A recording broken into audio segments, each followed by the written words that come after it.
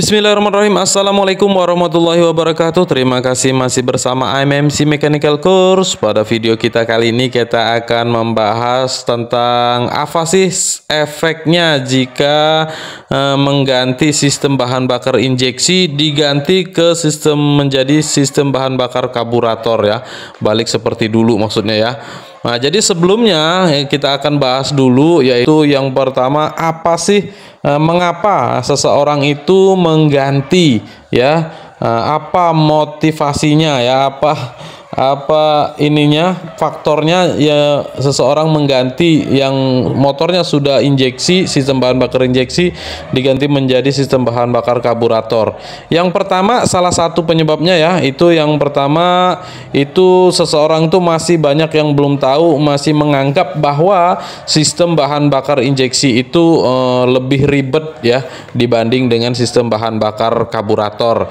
Ya, mengapa ya? Salah satu yang jelas kelihatan yaitu di sistem bahan bakar injeksi ada yaitu pool pump ya, atau pompa bahan bakar. Nah, di sistem karburator kan enggak ya. Nah, kemudian ada banyaknya sensor-sensor ya, mulai dari sensor TPS ya, sensor throttle ya, sensor pool pump, ada sensor knalpot bahkan ya, bahkan juga ada sensor kemiringan ya. Nah, jadi itu saking banyaknya sensor itu ada sekelompok orang yang masih menganggap bahwa sistem bahan bakar injeksi itu masih ribet, terlalu ribet ya, karena banyaknya sensor, dan ujung-ujungnya kembali ke masalah pendanaan, masalah pembiayaan. Nah, karena dikarenakan pola pikir mereka, setiap sensor yang rusak itu membutuhkan biaya lebih ya. Salah satunya sensor TPS misalnya, itu kalau rusak dia pasti butuh biaya tambahan.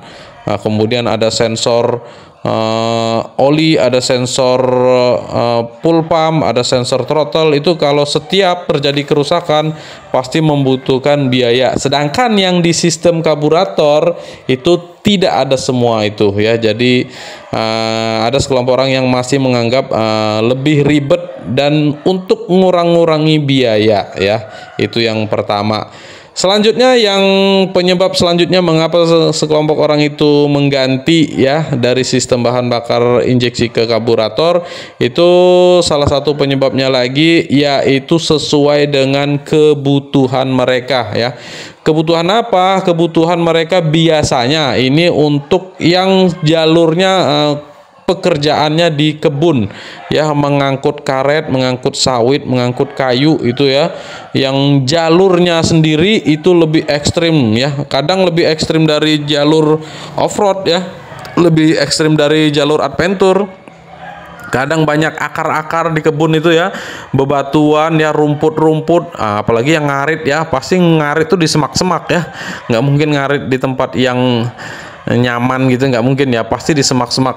Itu di kondisi-kondisi yang ekstrim itulah yang mereka mengurangi resiko ya, kerusakan dari sensor-sensor ya. Kalau terjadi ya di tengah hutan ya, sensor pool pumpnya bermasalah atau sensor TPS-nya bermasalah ya, pool pumpnya nggak jalan misalnya ya, itu bisa merepotkan mereka sendiri. Nah, jadi kalau pakai karburator dianggapnya lebih simpel ya, tangki, asal tangkinya di atas ngalir. Bahkan mereka ada juga tuh yang nggak pakai tangki ya, sepeda motornya nggak pakai tangki, dia pakai jerigen aja, diamankan di posisi mana yang aman, terus dialirkan, yang penting ngalir gitu ya.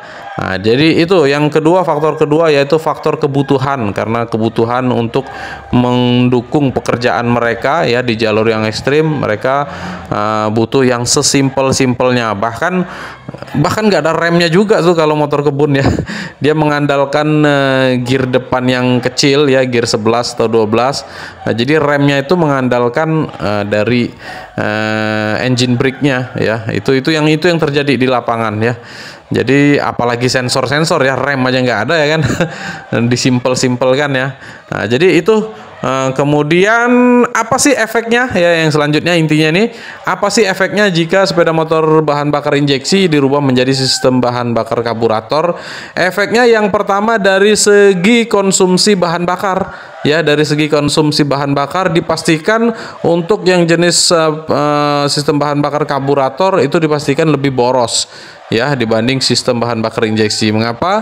Karena pembakaran injeksi itu udah sempurna dan semua bahan bakarnya itu kesembur ke ruang bakar, nggak ada yang terbuang.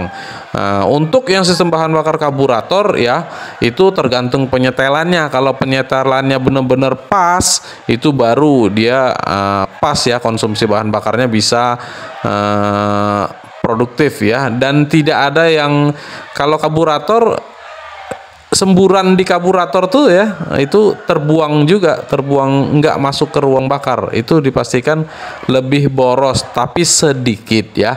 Ini perlu diperhatikan ya, nggak borosnya banding 1 liter per 1 liter, enggak juga ya, ya paling beberapa mili lah selisihnya ya, nggak sampai ekstrim banget borosnya ya.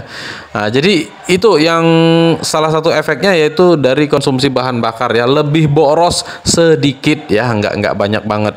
Kemudian untuk efek selanjutnya yaitu untuk tenaga ya, tenaga sepeda motor dipastikan hampir sama ya, hampir sama. Memang yang sudah kita coba sepeda motor yang udah kita ganti ini itu tenaganya lebih sedikit, kalau lebih bagus sedikit kalau pakai yang karburator ya. Ini dari perbandingan dari yang punya motor sih, yang punya motor kan udah nyoba sebelum waktu masih injeksi dan pakai karburator itu lebih responsif sedikit ya, lebih responsif sedikit memakai karburator ya. Jadi itu yang selanjutnya, yaitu efek-efek selanjutnya kayaknya aman ya, cuman nggak ada permasalahan lain. Nah, dari segi konsumsi dan responsif udah cukup terjadi perbedaan, namun sedikit, nggak terlalu mencolok perbedaannya ya. Nah, selain itu sama aja ya, yang lain-lainnya sama ya. Sekarang tinggal kitanya masing-masing ya, kitanya masing-masing, sesuaikan dengan kebutuhan kita, sesuaikan dengan pemahaman kita masing-masing ya.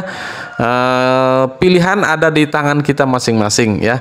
Ini kita cuman memberikan gambaran, memberikan pandangan yang sudah terjadi. Nah, oke ya. Demikian dulu ya yang sedikit ini ya, tujuan kita di sini memberikan pandangan, walaupun terjadi perbedaan, kita untuk ambil hikmahnya masing-masing ya, bukan untuk berdebat. Nah, di sini mohon juga ya, kalau ada masukan-masukan ini untuk kepentingan kita bersama, untuk kebaikan kita bersama ya, mohon koreksinya ya, kalau ada kurang-kurang, ada salah-salah, silakan di komentar ya. Tujuan kita untuk saling berbagi ya, diambil hikmahnya, diambil baiknya, dan bisa kita manfaatkan untuk kepentingan kita bersama. Oke ya, demikian yang sedikit ini, semoga bisa bermanfaat. Mohon maaf kalau ada salah-salah.